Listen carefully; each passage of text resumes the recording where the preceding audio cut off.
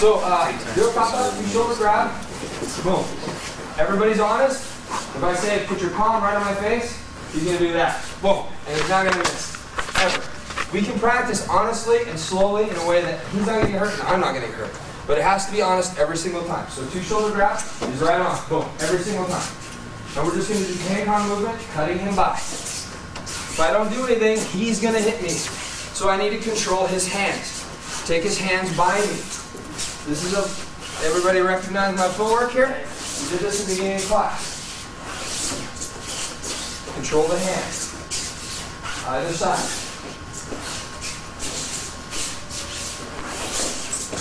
Okay? So, hand-on movement, real cut, your shoulder grab. Okay? So I had a question about footwork here. As he comes to grab, I can step back and then reset, right? Like this, which is the first turn that we do.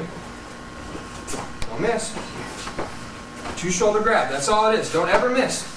Okay? So here, and then reset. And then here, and reset.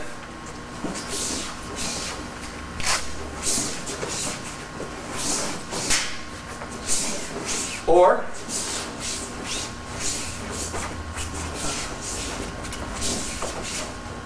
don't miss. So you can combine the 2 and make 1 turn. That's what you were talking about, stepping forward. So the 2 turning exercises we did at the beginning of class, right? 1, and then the other one is this one, right?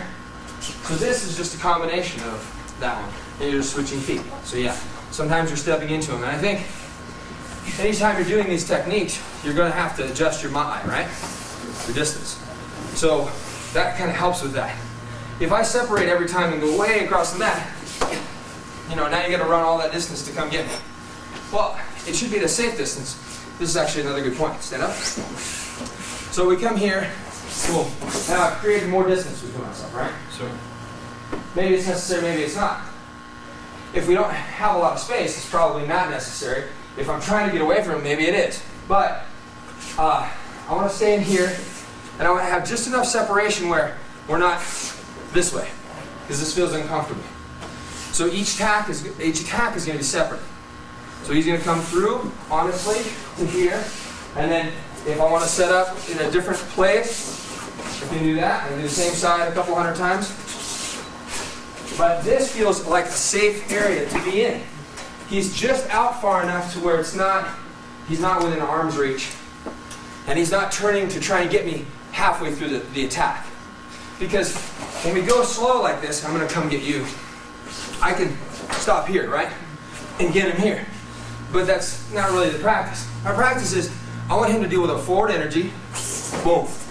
And I'm going to give it to him all the way through. Now I'm going to set up, this is a different attack. Different attack. Good. So uke nagashi movement. Same footwork. Starting from the center. Here. Okay? Those are. So, you're different than take on by this. I'm going to start inside, and you come, start inside, and then this is going to come up like a deflection plane here, and then I'm going to turn around. Tank on is just what you're doing where I'm collapsing and cutting this by here. Uke nagashi is just turning this upside down to here. But I'm starting inside this attack, coming in here. Okay? So, I think you're going to get more out of this if you let this relax a little bit. Hang on this way. This is my blade, and I have the top of my fingertips to my elbow as a deflection. So if I'm a little off, it's okay. Okay, this way. Okay, this deflection plate upside down, and this is turning around that. Comes in, bring this up, and turn around. Exaggerate this elbow movement right now. I think this is too risky. Right? You could go under, you could go over, and you could get inside. Right? If it was a punch, it would be a little bit more important to get that right off me, right? If a punch comes here, and I come underneath it, Slow, slow, and then on the money. If I come underneath it, boom, I'm going to get hit. If I come over the top, here, I might get hit. So what I want to do is control from the inside, put this up, and then he still feels like the punch is going to hit as I turn around. So I'm just again, bye. The elbow comes way up. I like the use of the back hand. Good. Okay? You're going to have to go control. If you go underneath, she gets you, right? If you go over the top, same thing happens.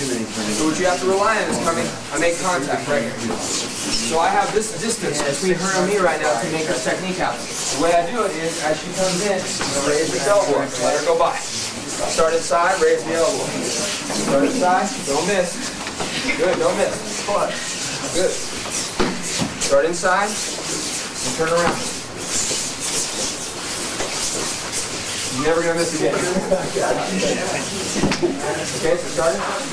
One thing I want to do is, I want him to still think he's getting here. So palm face. Okay, I want him to still think this. I don't want this to feel like that, and I don't want the Ukenegashi to feel like this, right? If I'm going to do Sayonage, it's going to slip this and come right here. So I'm not going to really pay attention to it past the point where I deflect it here, right? But what I have to make sure of, and there might be differing schools of thought on this, but I need to get this deflection plane here. Paul brought up the point that this might expose this part. The idea is that I don't want to do Ukenegashi here and stay here. I don't want to do that. It's going to be in concert with this movement, right? Or stay forward, right? But I have to get this attack past me. If he's coming right here, I have to put it there. If I don't, right? So in going omote or in going irimi, it's going to stay lower, I think. But it's what I don't want to do is I don't want to change his direction too much. He comes here, okay? I want to change his direction as little as possible. So, ryokata, Hiji Jime,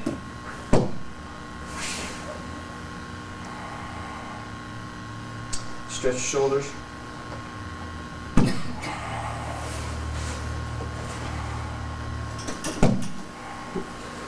And end up here to here, okay? Don't let any point in here, you're not going to hurt him. I'm not going to take and crank on his arm, crank and crank, but I'm going to keep him in a place where he doesn't feel like he wants to get up. And this isn't killing him, but this is putting just enough pressure to make the suggestion work. Control it here. A lot of times somebody gets right down here on top, and if I have, even if I have this pinned, he can roll here, right, with his hand. So I'm going to be ever thinking about what his body can do at this point, and keeping him in place at disadvantage. So, ryokata, 2 shoulder grab, tenkan movement, right? Tenkan. Just gathering this up, and I'm going to hold it to my body. Now, here, he feels a little pressure here and a little pressure here. If I can get this perpendicular to the ground, this isn't. But if I can get this way up here, the better it is for me. Drop the knee. In the shoulder. Stretch. This is a stretch. Good. This is a stretch.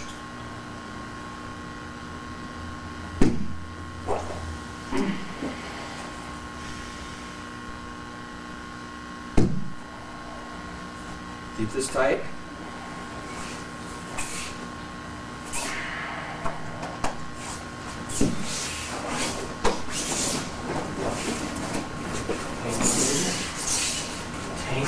Turning. So this is turning as I collected it. The tenkan is still my primary objective, is to not get grabbed or punched or whatever this is. But as it comes in, turn it, gather it up, drop the knee, and let's go ultra super slow to avoid tweakage on the elbow. That's a scientific word, by the way. So I'm going to have more control I'm going to have more control here or here. Here. So the more of his arm that I have that comes through. So in a sense, the more that I let him go by me, right? The more control I have. If I separate here and I still try and gather this up, then I'm going to have less control. It's a different technique, right? So I'm going to gather this up to here. It's almost like you're bringing it up and to here. He comes in, and everybody's, I think, done this at the point where it feels just kind of really like they fell into it, right? They just, you pull him right through it. And the faster he goes, the better it is for me. Now, in practice, I want to make sure that I'm coming way, way, way up here and into the shoulder. It's really easy to hurt this elbow by coming down really hard on the elbow, which is what I think if you had to do something out there, that's what it would end up being, is this elbow would go. But in practice, I'm going to get this arm through into the shoulder and then connect my body to it. Keep that control. And I saw everybody trying it with the Tenkan movement. So incorporating it into your movement instead of just doing a static technique. That's good practice.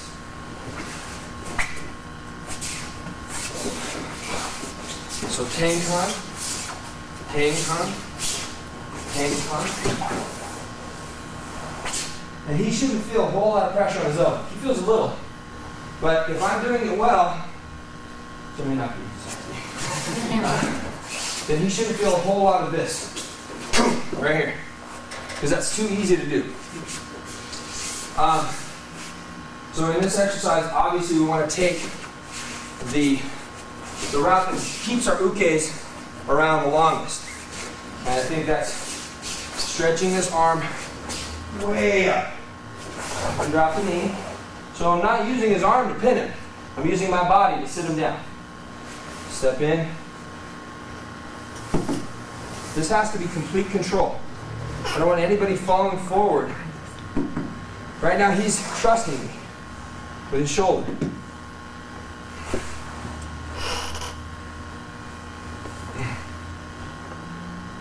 And I'm using my hips to turn this. Not my strength upper body, just my hips.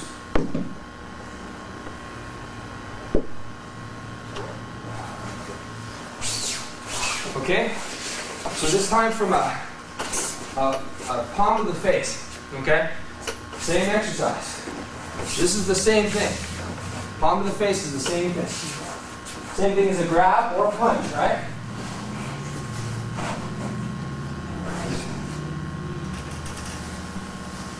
But it's going to be in a way that we don't have to worry about losing teeth, right?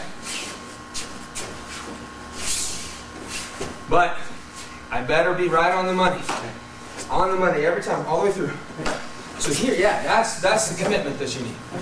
But no faster than that. Right? So gathering that energy, and it's actually easier, faster. So from different attack, Hiji Jime, okay? Goes up. You and me both, what? You say you're pulling away from him? Yeah. If you stay tight with him, he's going to give you that shoulder. It's almost like he's right on top of you until...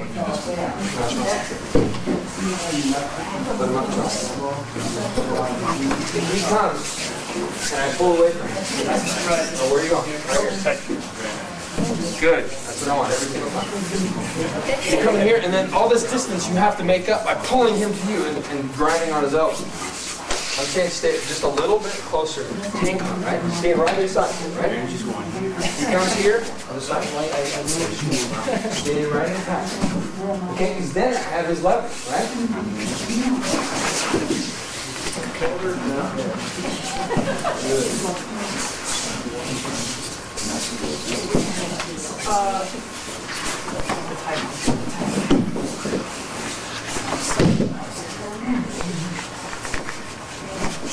Staying tight. One thing I'd like to add I'm going to do this. I'm going to attack Steve. If he's never done this technique before, I can create the technique, right? As a uke, I can make the technique happen. I can make it happen if he's not even here, right? Right? Okay, so that being said, and of course we're not here to jump around and be little dogs for one another, but if he's never seen the technique before, I can make him learn the technique, or just the positioning by going with him, right? How many people think it's more real when you resist? Yeah, anybody else? Just one? Come on, don't lie. More real when you resist? Depends on if they're learning. If they're learning, I don't see the point of showing them how tough you are. You let them learn to do it first. Are resistance and toughness the same thing? As they get better, I'll resist them a little more. But just to sit there, if a white belt, I can't make it. He's pretty good. He's had some years, right? Okay, you do the technique to me, right? Go. Am I making it more real? Why?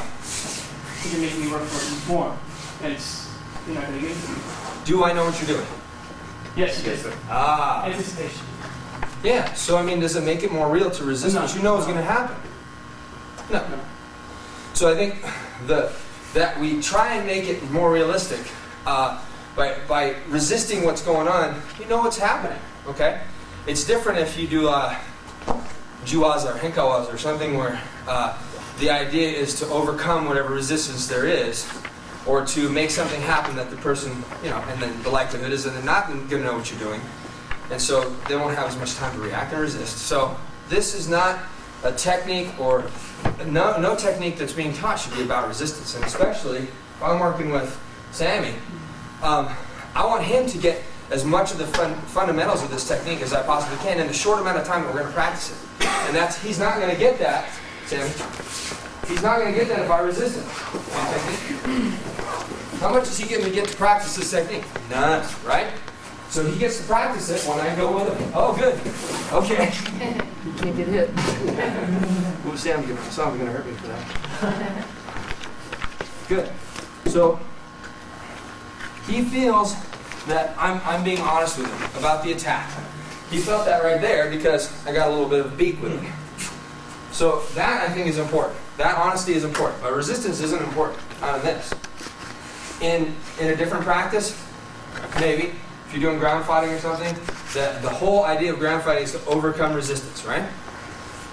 But right now, I know what he's doing. He knows what I'm doing. It's all on the table. So resistance doesn't really help. So from the same real kata, sorry. So this technique is just dealing with this forward power. I can take the hands. If the hands are grabbing, they have to open up. So what I want to do is take Sankyo. Now there's lots of different ways to do this. I like this. Because the Sankyo starts happening as he moves in. Starts happening right here. Just like an Aikido. It's not about he gets a hold and then I go, Kaka! Right? He's putting the Nikyo on himself by moving in. Right? By wanting to grab, he's doing it to himself. So you're just putting yourself in a position that's going to create that here. And this is Sankyo, right? These three fingers, right here. This is additional to the Yugitori. Sankyo to here.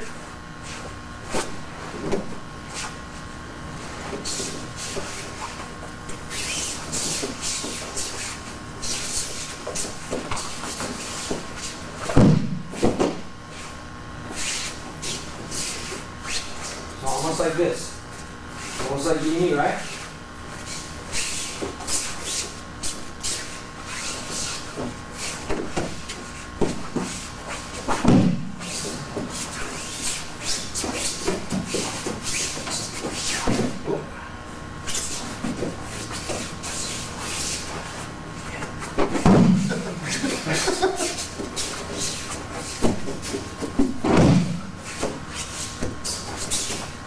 So he's putting the Sankyo on himself by coming in. Right? Just like Yubi. Right? manipulating the hands. Okay? Sankyo. There's a lot of different uses for the fingers, right? When he comes to grab, he's going to open his hand. It doesn't have to be as telegraphed as Bob's doing it. It could be just, you know, from here, just boom, he's on me, right? But if I can get as he does that, if I can get a hand inside of his grip, right? Before he clenches down on me, I can take the fingers. Now the same thing applies to taking the Sankyo, is turning this as he's coming in. So I'm going to take the fingers and take the Sankyo. Take the fingers and the Sankyo. I'm not really taking here. This is just an abbreviated version of this, right? And we've all seen this. Whoever's practiced Aikido has seen this. Is that I'm going to take and let him go by me and now collect the Sankyo. So all I'm doing is taking away that turn and doing it right here. Okay? Maybe it'd be best to start with the turn. Here. Sankyo. Here. Notice again, I'm not changing his direction, right? He's still staying on the same line. Similar to here, but I'm going the other direction. Right? Okay, so let's do the turn part of it. Opening up this Sankyo. That's the Sankyo right there. And if he's grabbing, that's okay too. He's trying to grab, then this is exposed by my turn. So he grabs. I put this up. He grabs it.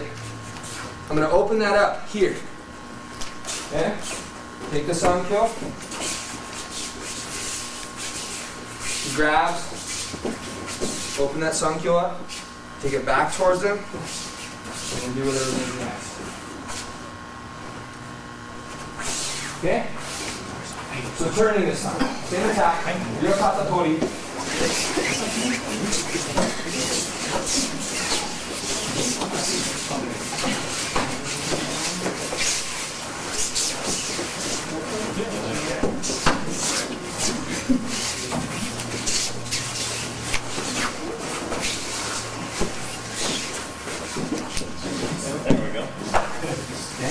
So you know, how do you know you get something?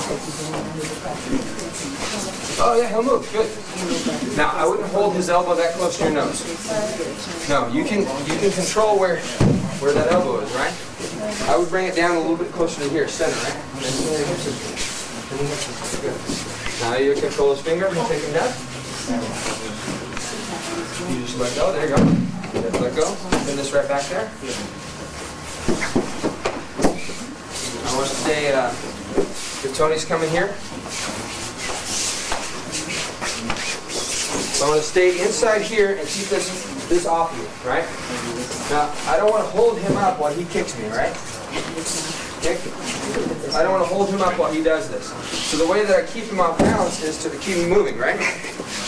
So this is I'm controlling his balance by this, so he doesn't have time to kick. And from here, taking the fingers, controlling his balance again, and I'm trapping that elbow, right? And then to here, right? So the whole time, he doesn't have an opening or hurt you. Controlling him from square one.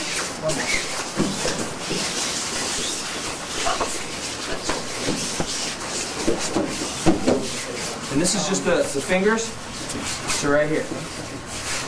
Okay?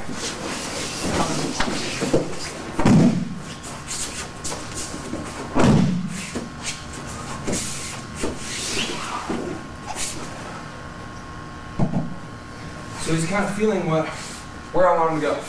Am I making Bob, who's a very strong man, am I making him do flips like this? By just touching his arm? Probably not, right? He's being sensitive with Ukemi. Now, that doesn't mean that, you know, if he didn't want to go that way, I should make him go that way, right? But it's easier for him to take Ukemi, right?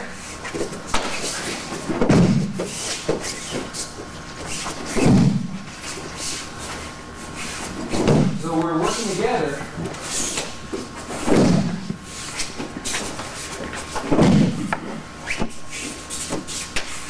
to figure out the technique, right?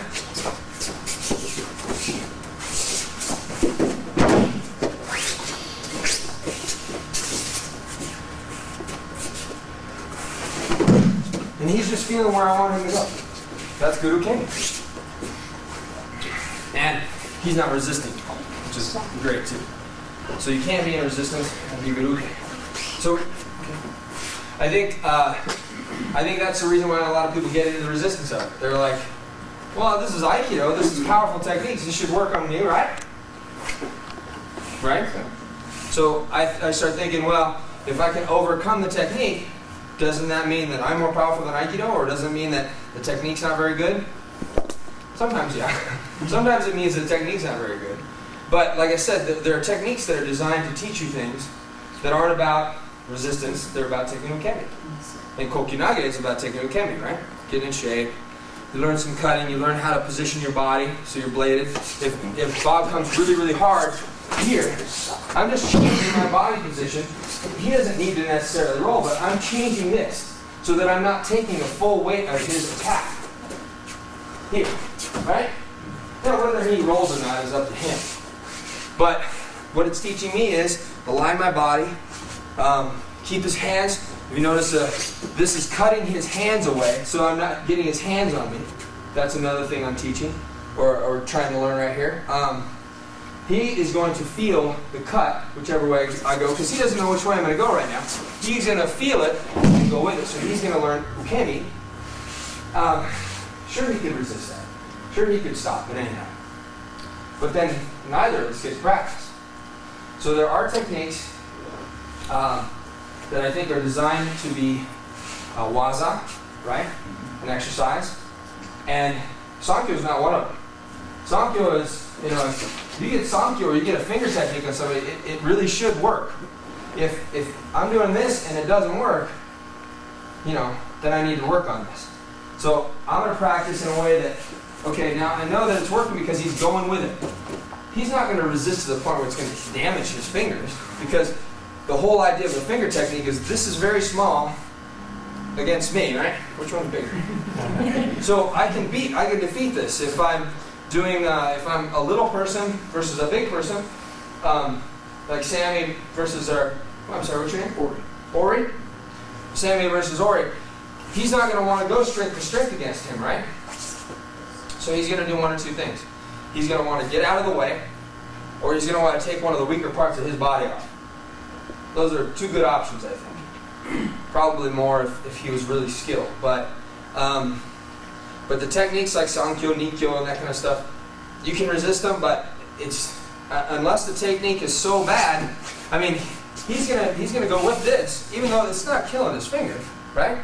He knows that I got a good grip on his finger. Now, he may not do that if I just had this, right? If I grab here, that's not a good idea for me. So part of my technique is figuring out where do I need to be in order to be in a good position to do a finger technique, right? Or where do I need to be in order to get Sankyo, right?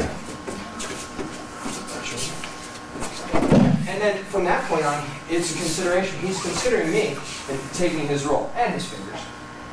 But I mean, that role's not something that's really practical either, is it? I mean, you're not going to offer somebody a roll on the street. You're probably going to hang on to the Sankyo, put him on the ground, and then stay there and call it a popo, right? So that's really a fine line we walk all the time about what's real and what's not real in the dojo. This is all real, right? Because we're breathing, we can see, we can feel, we can taste, touch, smell, right? But it's not street, because we don't want to hurt one another. Our idea is not to come in here and kill one another, so it differs in that respect. So what I'm going to do to Bob, what Bob's going to do for me, is get it as high an intensity level as safely as possible. And that happens, coming up through the ranks. It's not, you're not going to train the same way as he's going to train, as he's going to train as you're going to train. Everybody's at different levels, so everyone's going to have a little bit